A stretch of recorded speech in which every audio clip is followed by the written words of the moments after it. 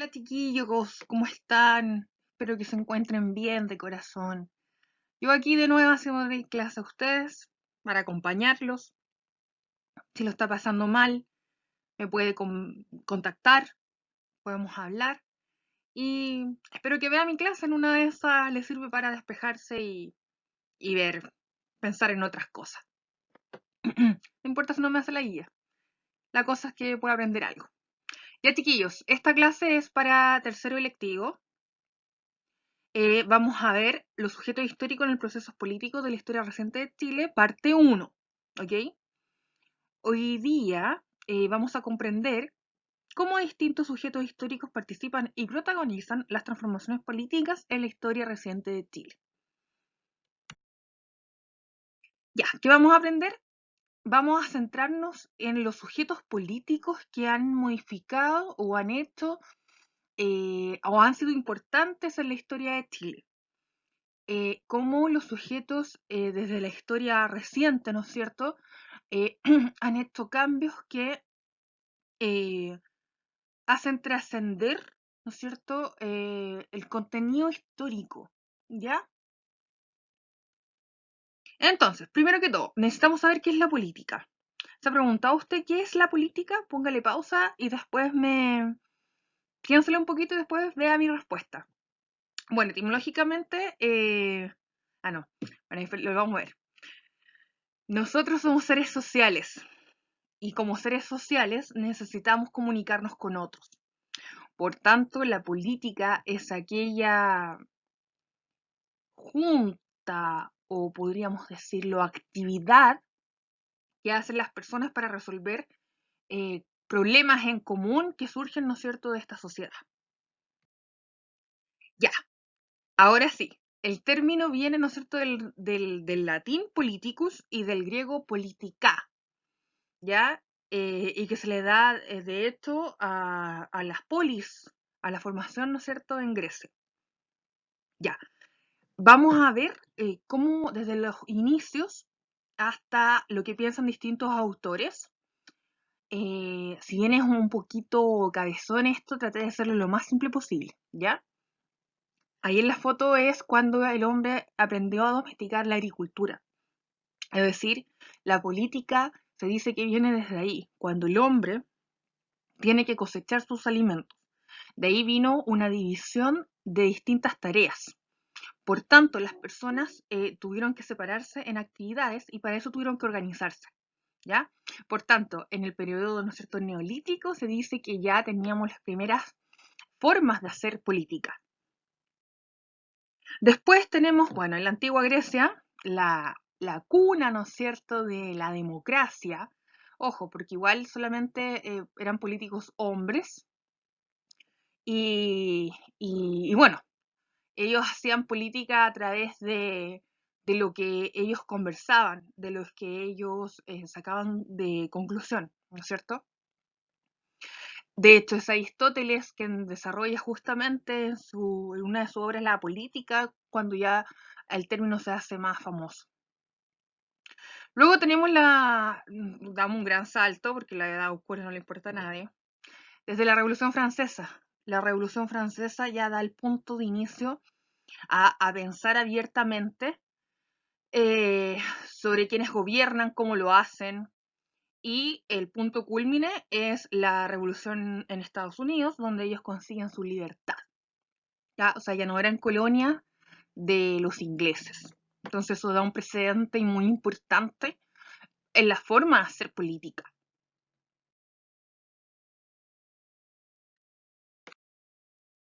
Ya, hoy en día, chiquillos, la democracia, ¿ya?, es la forma de organización política que ha cobrado mayor popularidad en las últimas décadas. La democracia se basa en un Estado elegido por la mayoría, en base a lo estipulado por una constitución, aprobada por el pueblo, que ejerce un poder parcial y organizacional, y cuyo objetivo es representar las ideas del pueblo dentro y fuera del territorio. Esto es así en la teoría, pero en la práctica a veces se lleva a cabo no de la forma correcta, ¿no es cierto? Es decir, por ejemplo, en Chile hoy en día existe un régimen presidencial, donde el presidente es la máxima autoridad. Y nosotros somos Chile, ¿no es cierto? Es un país, es una república democrática. ¿Por qué? Porque fuimos nosotros los que elegimos al presidente de la república, ¿ya? Bien, vamos a ver algunos autores, ¿no es cierto? Y sus concepciones sobre la política. Tenemos que remontarnos sí o sí a los griegos, tanto como a Aristóteles como a Platón, ¿ya? Pues se puede decir que ellos son los padres, ¿no es cierto?, de la política. Ya. Platón, en su obra La República, manifiesta que la forma de gobernarse debía ser a través de la observación. Pues si uno observaba la sociedad, podía llevar a la realidad y poner ciertos cambios. Aristóteles, que era su discípulo, se enfoca en lo científico de la política, donde el análisis social se hiciera tomando en cuenta los elementos psicológicos, culturales y sociales, estableciendo relaciones causa y efecto. O sea, Aristóteles supera al maestro con creces porque él dice, bueno, nosotros no podemos ver, solamente observar desde un punto, sino que hay que ver el conglomerado en sí. Y desde ahí, ¿no es cierto?, tomar las distintas causas que generan ciertas cosas y de ahí tomar los resultados. Tenemos aquí un Nicolás Maquiavelo, de hecho el dicho es maquiavélico, viene por él, porque según él la política es el fin justifica los medios. Es decir, no importa lo que tú hagas en el camino, pero si tú consigues la forma de llegar, ¿no es cierto?, a buen puerto, eso está bien, se acepta. Sin embargo, hoy, chiquillos, hoy en día, no podríamos llevar y traspasar a atraer a la gente porque hoy existen derechos humanos, ¿no es cierto? Existe dignidad humana. Pero bueno, Maquiavelo, la mitad del siglo XX prácticamente, los regímenes totalitarios, por ejemplo, justifican, ¿no es cierto?, el Nicolás Maquiavelo su política, ¿ya? Entonces, claramente las concepciones de política no necesariamente son todas buenas en lo éticamente hablando, ¿ok? Ya, aquí tenemos un Antonio Gramsci, este caballero ya bastante potente, y él decía entonces que la política se encuentra por fuera de las masas y limitada al ámbito burocrático y partidario. Es decir, la política, para él, tiene que estar sometida a los partidos políticos, a grupos de personas que se encarguen de hacer la política, ¿ya? Y finalmente voy a terminar, no quiero pasarme por todos los autores, ¿no es cierto?, que hablan de política, en Max Weber. No hay sociólogo o profe de historia que no haya estudiado a Max Weber. Y él, en su figura en sí, este alemán, empatizaba con el régimen de Hitler. Él decía que, miren, se caracteriza por una lucha entre personas o agrupaciones para detentar el ejercicio del poder. Si el Estado es aquel que detenta el uso de la violencia legítima, la política es la lucha por el poder como tal. ¿Qué quiere decir esto? Si un Estado es fuerte, o una persona se toma, ¿no es cierto?, el poder y lo puede hacer bien, bueno, que lo haga. ¿Ya? En sí, la perspectiva de Max, la política es la lucha, la violencia es su medio específico y la guerra es su expresión la más sublime. Así todo, no es posible reducir la perspectiva a un nacionalismo belicista, debido a que su concepción de lo político como la lucha queda contaminada por la inoculación del sentido de culpa, que da lugar a una concepción trágica de lo político. Miren aquí. Weber abogaba por la democracia como una herramienta para elegir líderes fuertes. Veía la democracia como una forma de liderazgo carismático, donde la demagogia imponía su deseo sobre las masas. Por esta razón, la izquierda europea es muy crítica con Weber, porque le dice que él intelectualmente le preparó, ¿no es cierto?, el terreno a Adolf Hitler. Podríamos decir que el periodo de la República Conservadora en Chile fue un periodo político weberiano, ya basado en esta lógica. Descentralizar el poder en una figura fuerte, ¿no es cierto? Y si hay que tomar las armas, hay que hacerlo. Ya, vamos a leer esta fuente, chiquillos. Esta es una concepción de política de la historia reciente. ¿Ya? Es una investigación de varios autores españoles, en la cual dice: la historia política ha adoptado múltiples formas a lo largo de su dilatado concepto en el seno de la historiografía occidental. Su hegemonía se había verificado a lo largo de los siglos, hasta que la historia socioeconómica viniera a destronarla. Durante la década de los 70, un nuevo concepto de cultura política empezó a generalizarse en el ámbito intelectual de Occidente. Atención, esta nueva noción permitiría introducir en el ámbito de los estudios empíricos el mundo de los valores, de las ideas, las perspectivas políticas más simples y básicas. El concepto tenía como aportación más importante la incorporación de aspectos culturales como factores fundamentales de la explicación del cambio sociopolítico. Esto se asemeja mucho a lo que decía Aristóteles, ¿ya? Imagínense, chiquillos, ¿por qué, por ejemplo, los gobiernos deben hacer distintas... el censo?